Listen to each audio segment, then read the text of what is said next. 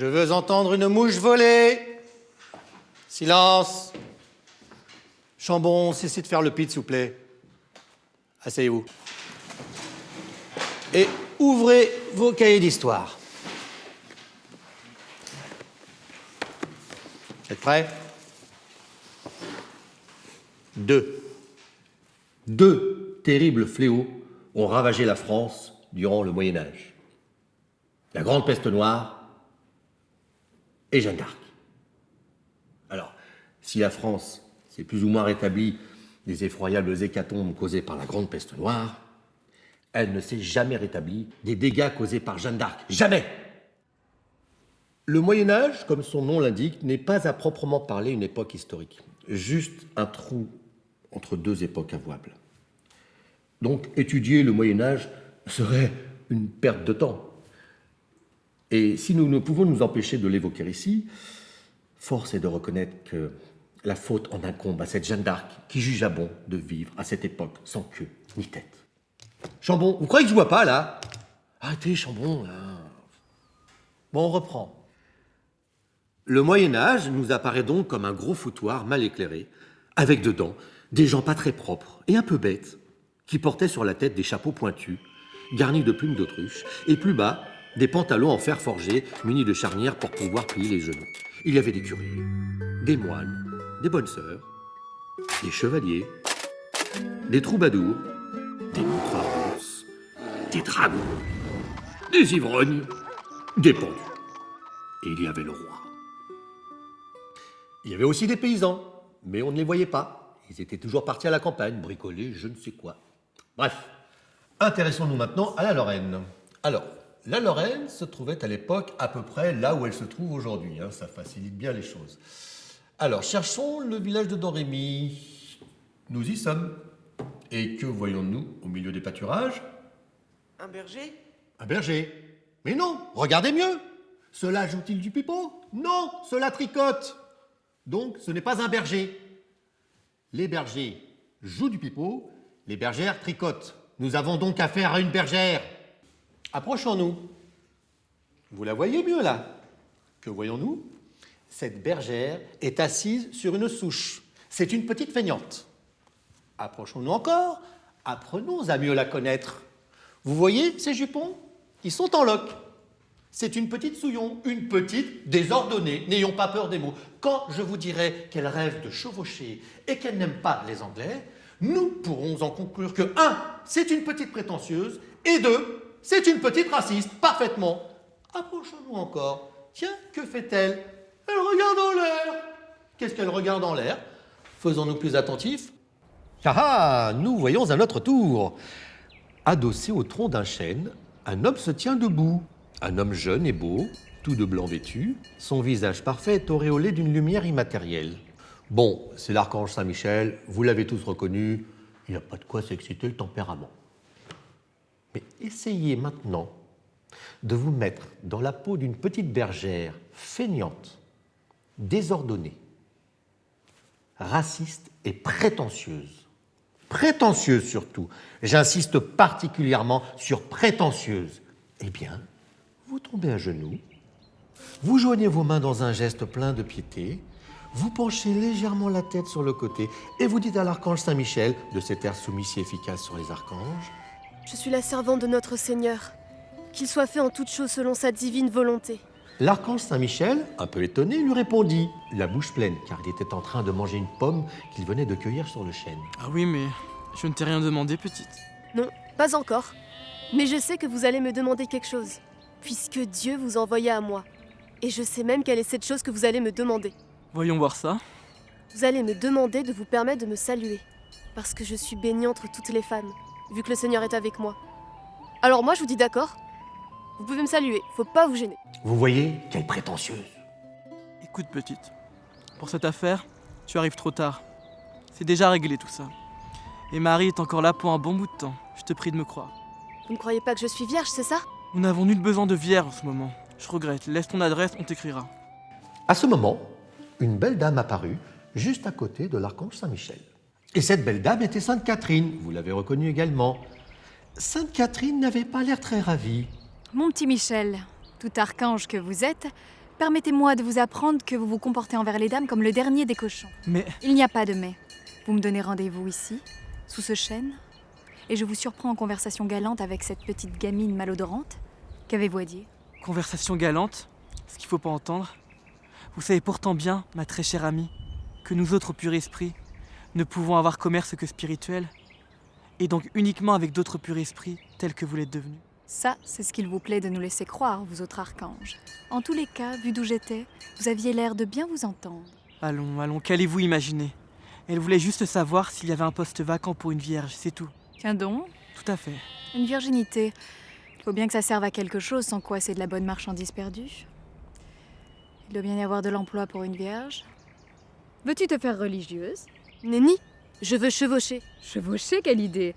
Tu vas avoir mal au cul, mon petit, tu n'as pas idée, surtout les premiers temps. J'endurerai avec plaisir tous les tourments pour le service du Seigneur.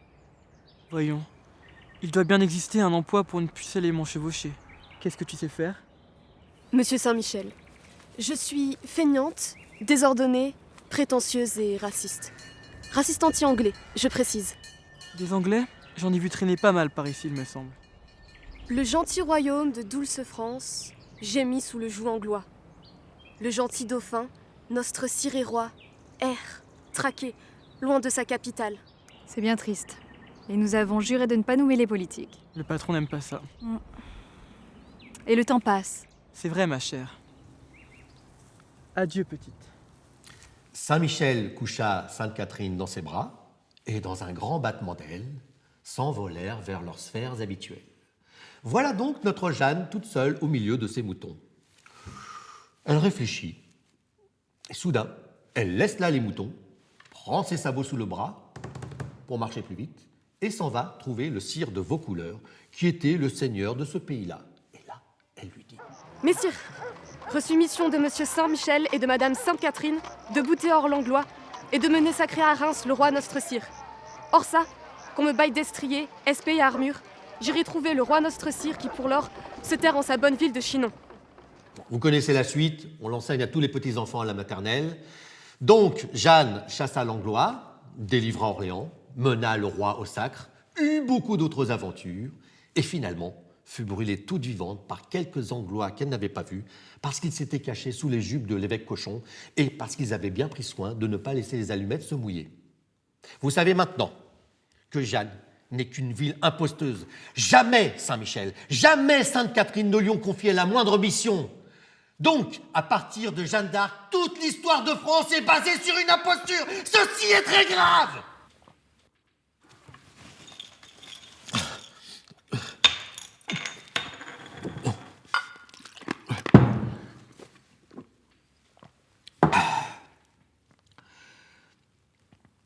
Écoutez bien et notez sur vos cahiers.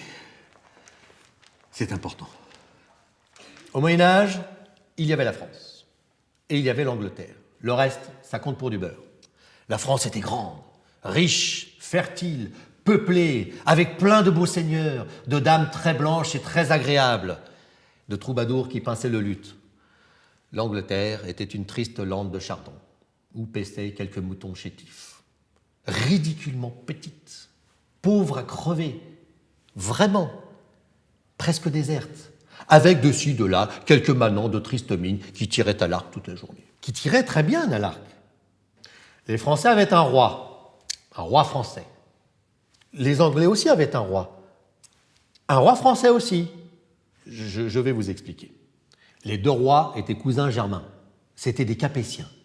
Retenez bien ce nom, Capétiens. Le roi d'Angleterre aurait dû en fait être aussi roi de France. C'était lui le véritable héritier. Il était le plus capétien des deux. Mais son cousin avait imaginé au dernier moment une histoire de bonne femme qui ne pouvait transmettre le droit à la couronne. Enfin, vous voyez, traître vaseux, mauvaise foi et pu du bec. Le roi d'Angleterre avait dit « Ah, c'est comme ça ?» Et il était venu s'asseoir sur son légitime trône de France, soutenu par ses redoutables archers. Ça s'appelle la guerre de 100 ans. Et donc, l'Angleterre et la France formaient un seul royaume. Et le roi de Frangleterre attendait que la paix soit bien établie pour installer sa capitale à Paris. qui était une ville splendide, alors que Londres n'était qu'un bidonville répugnant. Sachez aussi que les Anglais parlaient français. Tous les Anglais, parfaitement, seule langue officielle. Bon, excepté quelques indigènes repoussés dans les marécages, en voie de disparition d'ailleurs, et qui baragouinaient un affreux mélange de patois celtiques et germaniques, très très dégénérés. C'est maintenant que vous allez pleurer. S'il n'y avait pas eu cette imposture Jeanne d'Arc, les Anglais auraient remporté la guerre. Le roi de France, au lieu de s'appeler Charles, se serait appelé Édouard. La belle affaire, hein. Voyons maintenant les avantages. L'Angleterre parlerait français, comme les États-Unis, comme l'Australie, comme le Canada, comme l'Afrique du Sud, comme tout un tas de petits pays partout dans le monde. Le français serait langue internationale, ce qui serait bien commode pour nous quand même, non? Et on ne danserait pas le rock, mais la bourrée. Et le calva remplacerait le scotch et le bourbon. Au lieu de ça, le roi Édouard, vexé d'avoir été bouté hors par une bergère, interdit l'usage de la langue française dans tous ses États. Et donnant l'exemple, se força à n'utiliser que ce baragouin dont je vous ai parlé tout à l'heure et qu'il baptisa anglais. Et qu'il, d'ailleurs, parlait avec un fort accent à faire rire tout le monde. Wow, excellent. Vous voyez ce qui nous a fait perdre cette gamine? Je m'en remettrai jamais. Jamais. Récré, vous pouvez sortir. Dans le calme.